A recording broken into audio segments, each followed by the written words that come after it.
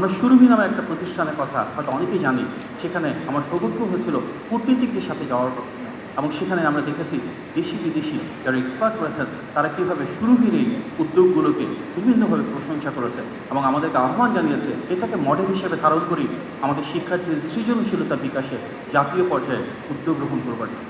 সেই জিয়া রহমান ফাউন্ডেশন এবং সুরভি যে কার্যক্রমগুলো বহু বছর ধরে বহু দশক ধরে বিচ্ছিন্নভাবে কোনো সরকারি সহযোগিতা না পাওয়ার পরেও শুধুমাত্র মাননীয় প্রধানমন্ত্রী এবং ওনার সুযোগ্য সহধর্মীদের বিভিন্ন উদ্যোগের কারণে বিকশিত করেছিলেন। আমার মনে হয়েছে আমরা যদি কখনো সুযোগ পাই রাষ্ট্রীয় পর্যায়ে সেটাকে আমরা মডেল হিসেবে ধারণ করতে পারি এবং তার কারণে আমরা দেখছি আজকে 64 জেলা থেকে প্রায় 12,000 টিম অংশগ্রহণ করেছে।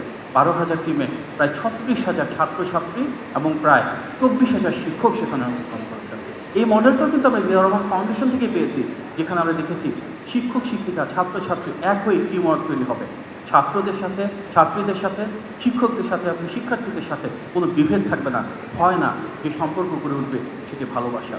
সুতরাং আগামীর বাংলাদেশে আমাদের মাননীয় প্রধানমন্ত্রীর যে লক্ষ্য, সেখানে রাষ্ট্রের দিক থেকে আমাদের শিক্ষা ব্যবস্থাকে আমরা আরও বেশি সৃজনশীল করে তুলব, এমনভাবে গড়ে তুলব যেখানে আমাদের ছাত্রছাত্রীরা দক্ষ হয়, যোগ্য হয়, তাদের মাঝে সুনাগরিকের গুণগুলি গড়ে ওঠে, তাদের মাঝে পারিবারিক এবং নৈতিক শিক্ষা গড়ে ওঠে।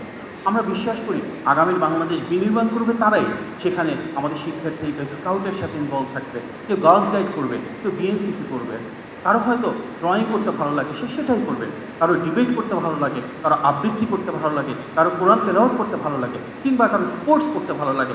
আমরা আমাদের প্রতিটি শিক্ষার্থীকে সেই সুযোগ দিতে চাই।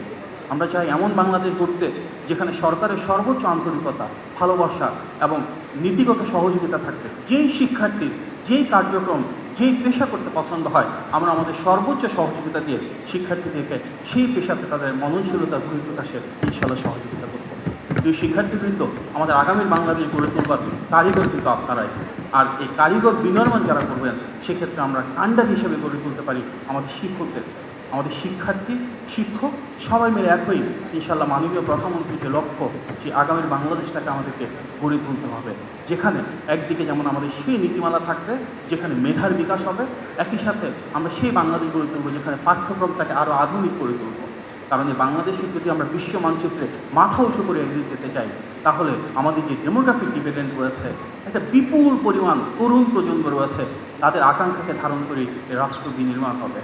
আমরা সবাই মিলে আসুন সেই আগামীর বাংলাদেশে নিজেদের মেধা, যোগ্যতা, সক্রিয়তা এবং সৃজনশীলতার মাধ্যমে মাননীয় প্রধানমন্ত্রী এবং মাননীয় প্রধানমন্ত্রী আমাদের প্রধান অতিথি মাননীয় সহধর্মী যেভাবে যাচ্ছেন সেটিকে ধারণ করে শিক্ষা ব্যবস্থার সংস্কার করি, ইনশাআল্লাহ সেটিকে পাথেয় করেই আমরা গড়ে তুলব আগামীর বাংলাদেশ।